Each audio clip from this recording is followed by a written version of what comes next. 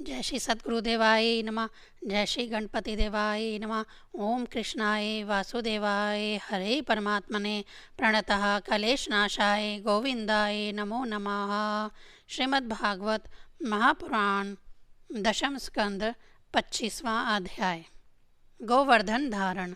श्री सुखदेव जी कहते हैं, परीक्षित, जब इंद्र को पता लगा कि मेरी पूजा बंद कर दी गई है तब वे नंद बाबा आदि गोपों पर बहुत ही क्रोधित हुए। परंतु उनके क्रोध करने से होता क्या उन गोपों के रक्षक तो स्वयं भगवान श्री कृष्ण थे। इंद्र को अपने पद का बड़ा घमंड था। वे समझते थे कि मैं ही त्रिलोकी का ईश्वर हूँ। उन्होंने क्रोध से तिल मिलाकर प्रलय करने वाले मेघों के संवार्तक नामक गण को ब्रिज पर चढ़ाई करने की आज्ञा दी और कहा, ओ इन जंगली ग्वालों को इतना घमंड! सचमुच ये धन का ही नशा है।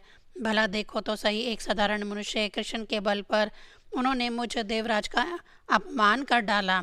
जैसे पृथ्वी पर बहुत से मंद बुद्धि पुरुष भव सागर से पार जाने के सच्चे साधन ब्रह्म विद्या को तो छोड़ देते हैं और नाम मात्र की टूटी हुई नाव से कर्ममय यज्ञों से इस घोर संसार सागर को पार करना चाहते हैं।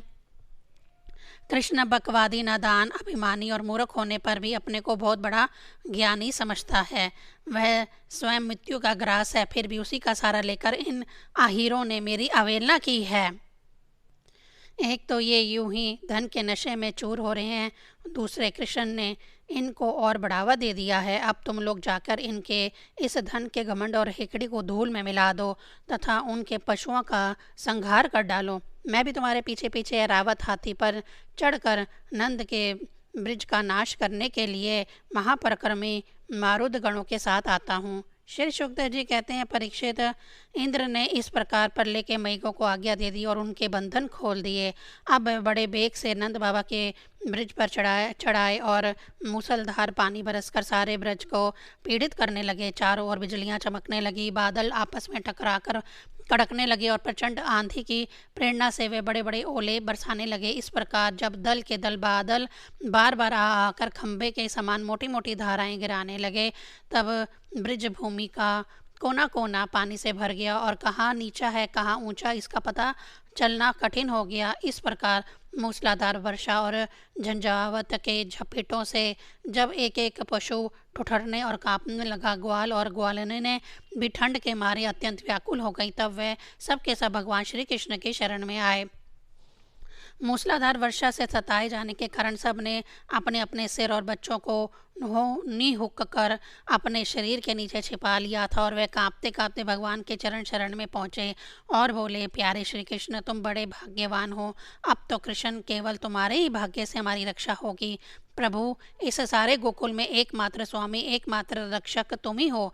भक्त वत्सल, इंद्र के क्रोध से अब तुम ही हमारी रक्षा कर सकते हो। भगवान ने देखा कि वर्षा और ओलों की मार से पीड़ित होकर सब बेहोश हो रहे हैं। वह समझ गए कि ये सारी करतूत इंद्र की है। उन्होंने ही क्रोधवश ऐसा किया है। वह मन ही मन कहने लगे, हमने इंद्र का यज्ञ भंग कर दिया है, इसी से वह ब्रिज का नाश करने के लिए बिना ऋतु के ही यह प्रचंड वायु और ओलों के साथ घनघोर वर्षा कर रहे हैं।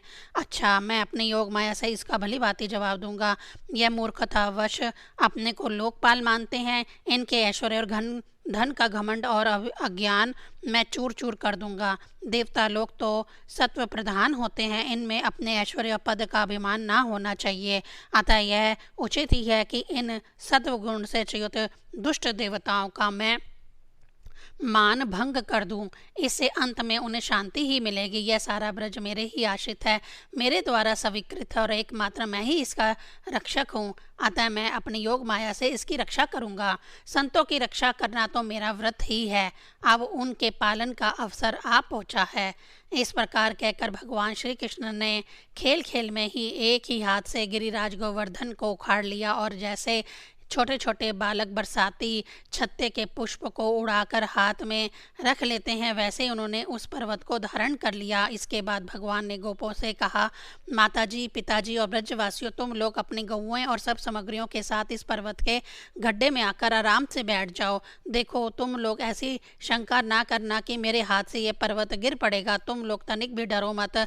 इस आंधी पानी के डर से तुम्हें बचाने के लिए ही मैंने यह युक्ति रची है। जब भगवान श्री कृष्ण ने इस प्रकार सबको आश्वासन दिया, ढढ़ासा बधाया, तब सबके सब ग्वाल अपने अपने गोधन, छकड़ों, आश्रितों, पुरोहितों और भृत्यों को अपने अपने साथ लेकर सुभीतों के अनुसार गोवर्धन के गड्ढे में आ घुसे।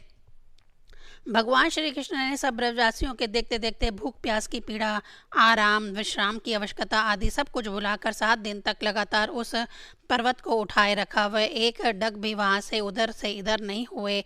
श्री कृष्ण की योग माया का यह प्रभाव देकर इंद्र के आश्चर्य का ठिकाना ना रहा। अपना संकल्प पूरा न होने के कारण उनकी सारी हेकड़ी बंद हो गई। वह भौचक्के से रह गए। इसके बाद उन्होंने मेघों को अपने आप वर्षा करने से रोक दिया। जब गोवर्धनधारी भगवान श्री कृष्ण ने देखा कि वह भयंकर आंधी और घनघोर वर्षा बंद हो गई, आकाश से बादल छट गए और सूर्य दिखने लगे, तब उन्होंने गोपों से कहा, मेरे प्यारे गोपों, अब तुम निडर होकर जाओ और अपनी स्त्रियों, गोधन और बच्चों के साथ बाहर निकल आओ। देखो, यह आंधी पानी बंद हो गया तथा नदियों का पानी भी उतर गया। अब भगवान की ऐसी आज्ञा पाकर अपने अपने गोधन, स्त्रियों, बच्चों और बूढ़ों को साथ ले तथा अपनी सामग्री छकड़ों पर लाद कर धीरे धीरे सब लोग बाहर निकल आए। सर्वशक्तिमान भगवान श्री कृष्ण ने भी सब प्राणियों के देखते ही देखते खेल खेल में ही गिरिराज को पूर्ववत उसके स्थान पर रख दिया।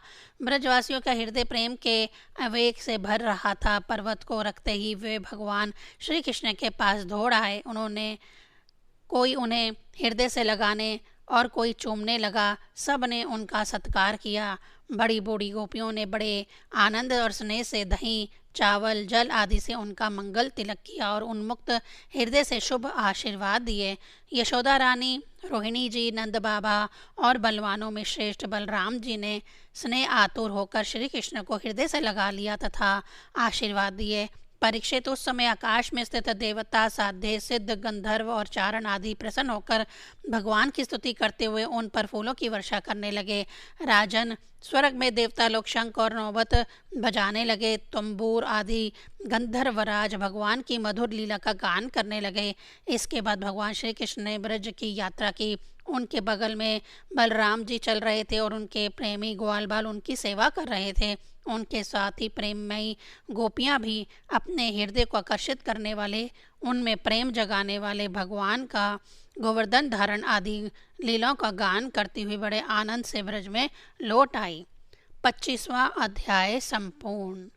ओम नमो भगवते वासुदेवाय नमः।